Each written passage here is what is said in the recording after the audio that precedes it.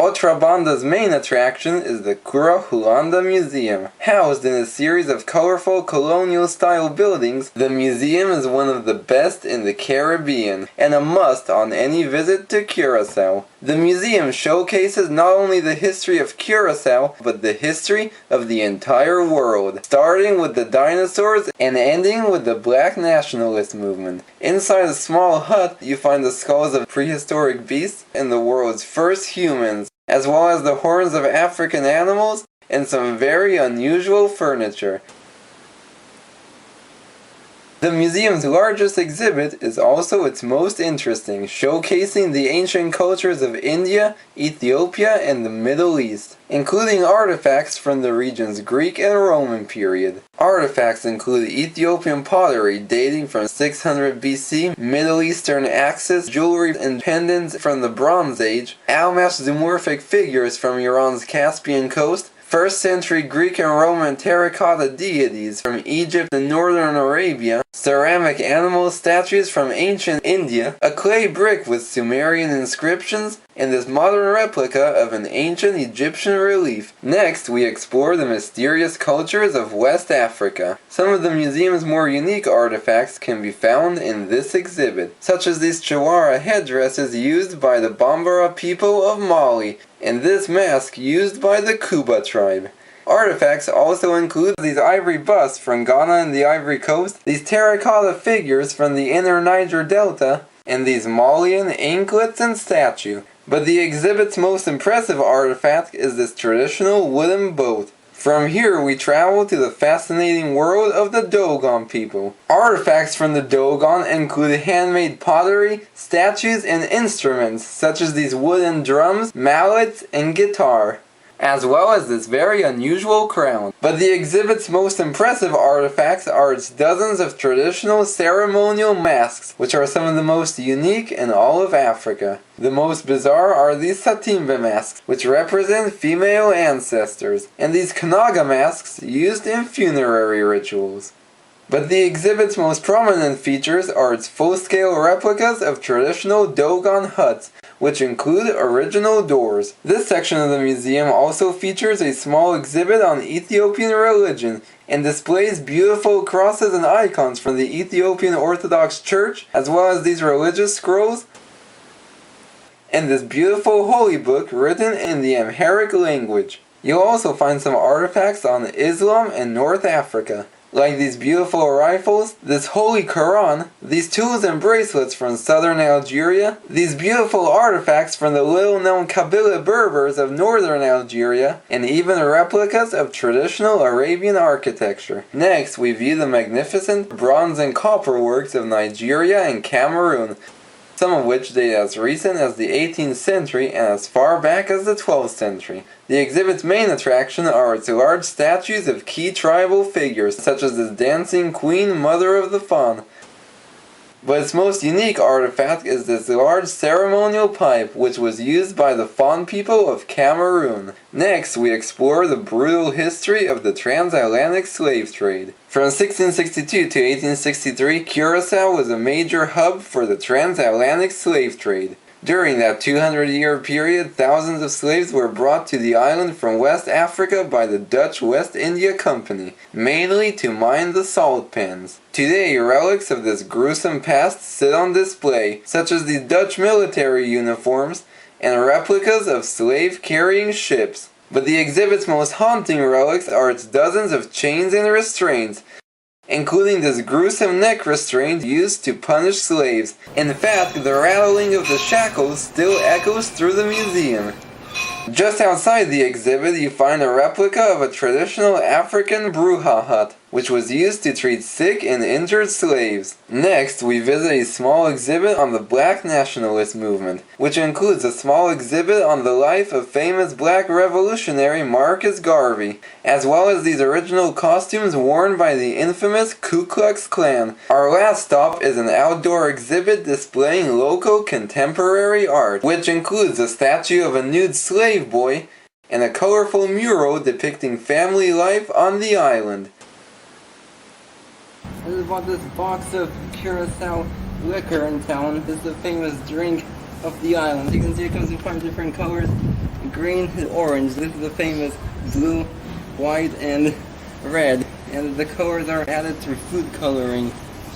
And the liquor is actually produced from the Laraja fruit, which actually evolved from the Valencia orange, which was brought over by the Spanish in the 1500s, and it was a sweet orange, but because of the climate it turned bitter. And the Laraja fruit is found only here on Curacao, nowhere else on earth, so no one can steal the recipe for Curacao. And the liquor itself was first produced on the island in the 19th century. Now it's sort of become a bit of a tourist attraction, but I just bought a bunch here because I never saw any in the US.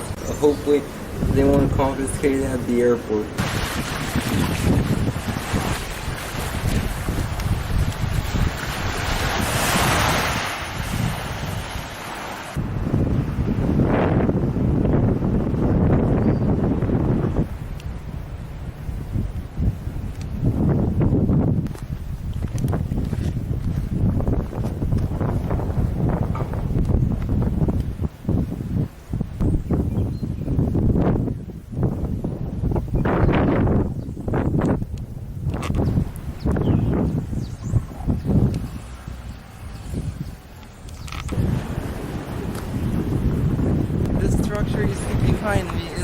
Fort Beekenburg. It was built in 1703 under the orders of Governor Nicholas van Beek, hence the name Fort Beekenburg, and it was built to protect both Spanish Bay as well as Caracas Bay. And the fort's most prominent feature is its enormous round tower, which was actually built with stones that were shipped in from the Netherlands. For the first 100 years, the fort remained virtually unused and neglected, except to ward off the occasional sporadic attack by British warships, French buccaneers, and the occasional pirate. And the fort didn't see any real action until the early 1800s.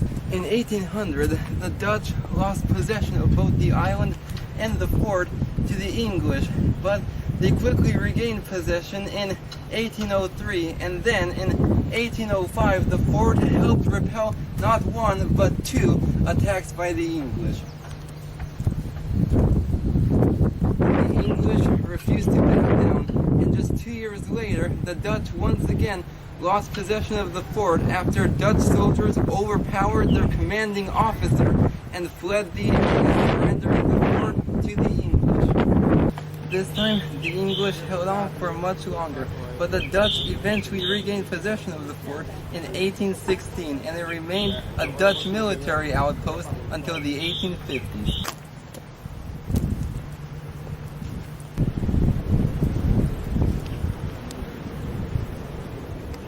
Today, Fort Beekenburg is actually the largest surviving fort in the ABC Islands, and it's also considered to be one of the best preserved forts in the entire Caribbean.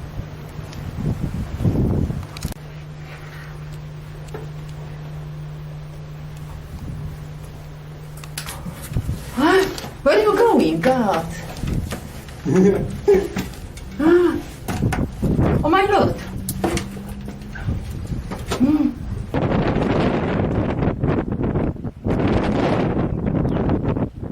What a view.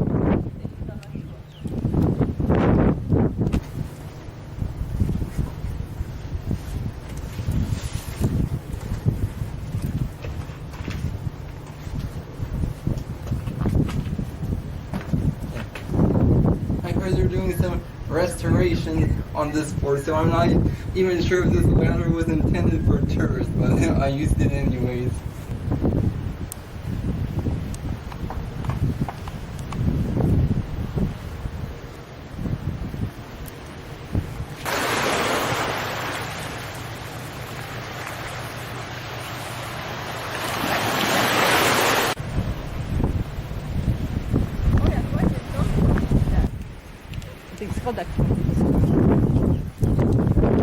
In 1874, the area of Caracas Bay was designated as a quarantine station for ships possibly bringing in sailors with infectious diseases, and up until 1883, 6 sailors were held and treated at the former garrison buildings at Fort Beekenburg. Then in 1883 they built this building you see behind me specifically to hold infected sailors. Sailors would have to remain here until it was determined that they were not infected. You can see both Caracas Bay and Spanish Bay. Over there in the distance you can see the island's famous Hato, which is Dutch for Table Mountain.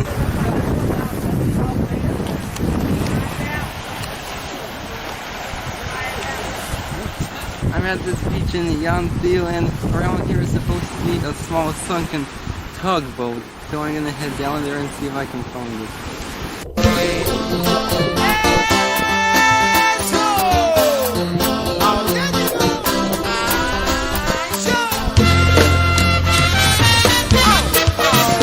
That fish right there is a parrotfish. They get their name from their colorful scales as well as their strong beak-like jaws, which they use to break down coral polyps. Pretty neat. Let's see what else we can find.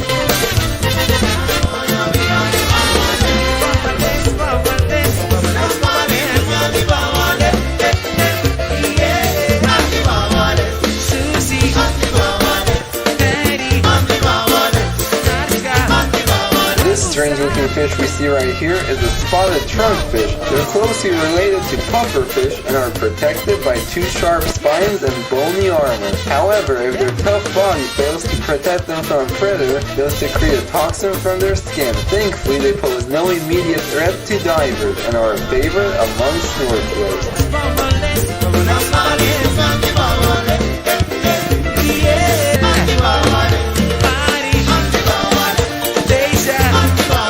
That beautiful but speedy little fish is a bluehead wrasse. Despite its tiny size, it's an important part of the reef ecosystem, because like all wrasse, it eats parasites off larger fish. That colorful fish we see right there is a stoplight parrotfish in its initial phase. Like many marine fish, it actually has the ability to change its sex. In its current phase, it can be either male or female, but as it gets older, if there is a shortage of breeding males, the female may transform herself into a male. Throughout its life, the fish will undergo multiple changes in color, becoming most colorful in its terminal phase, where it gets its name stoplight parrotfish from that yellow mark you see on its tail fin. Though their diet consists mainly of tough coral polyps, they also feed on small fish and invertebrates.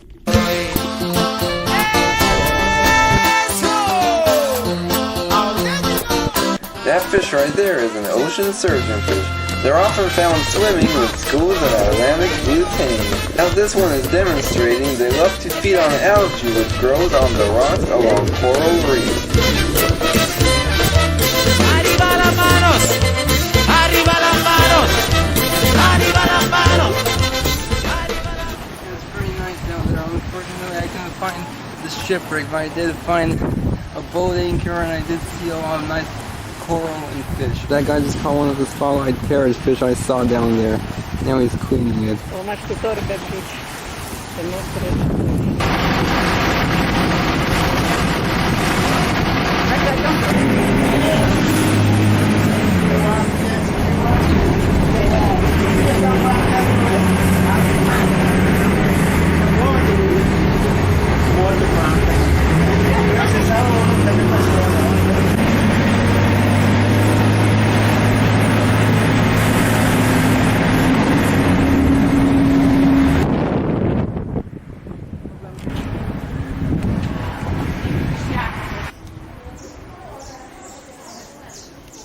We're inside the Hato cave. It's the largest cave in the ABC Islands. It's around 790 feet long, and tours cost just $10 and are run in 4 different languages. But unfortunately, you're not allowed to take pictures or film inside the cave, except for in this one chamber because of bats and algae. This is a real shame, as the formations are quite beautiful, and in fact we just walked under a huge flock of bats hanging off the ceiling, which I've never seen before, so it's a real shame that I couldn't take any pictures or video of them. So I guess if you want to see all this cool stuff, you'll have to come to Curacao and visit the cave in person.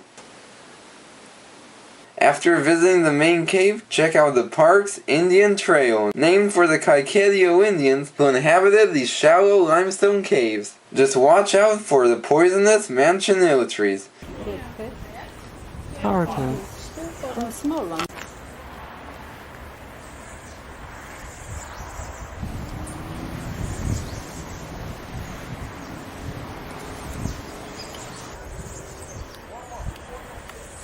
This habitat we're walking through right now is known as a dry forest, but Curacao didn't always look like this. When the first Indians arrived from Venezuela around 4,000 years ago, this area was much more wetter and there was a rainforest here. This area we see right here is known as karst country, and it's basically an area that's really rich in limestone caverns. During the colonial era, Hato caves, as well as many of these smaller caves you see right here, served as shelter for runaway slaves who would often live in them for months on end. The main attraction of this aptly named Indian Trail are these Indian petroglyphs we see all around here. They were done by the Kaiketio Indians who arrived in this area more than 1,500 years ago, and they didn't actually go inside the actual cave because it was so dark, and they believed that darkness meant evil spirits, so they actually did all their rock art outside of the main cave. And these carvings are extremely important in terms of archaeology because they've only been found in 2 parts of the world, this area of Curacao and also in some parts along the Orinoco River in Venezuela, where the tribe originally came from.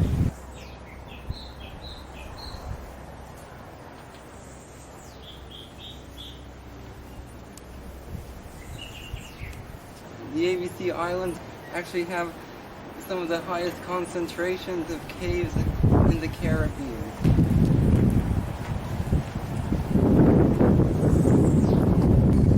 This tree you see behind me may be beautiful, but it is a nasty one. It's called the manchineel tree. It's found throughout the Caribbean, and it is one of the most poisonous trees in the world. They have these little fruits on them that look like apples. There are a bunch on the ground right here, and basically if you eat it, it will kill you. And in fact, I read that you shouldn't even touch them. And you shouldn't even touch the tree itself because the tree is actually like 100 times more toxic than poison oak, and it gives you these huge blisters. I mean, these huge round blisters, and I heard it's really painful, and it can take months to heal, and in worst cases it has even caused paralysis. And I heard that even if it's raining, you shouldn't stand above the tree, and especially don't look up, because even just if the raindrops hit the leaves or the fruits or even the bark and it gets into your eyes, it can actually cause blindness. So this is one tree you definitely don't want to mess with. And I read that the Carib Indians would actually torture and kill their enemies by tying them to the trunk of this manchineel tree until they died, and they basically had a slow death. And I even read that the famous explorer Ponce de Leon was actually killed by an arrow laced with poison from a manchineel tree.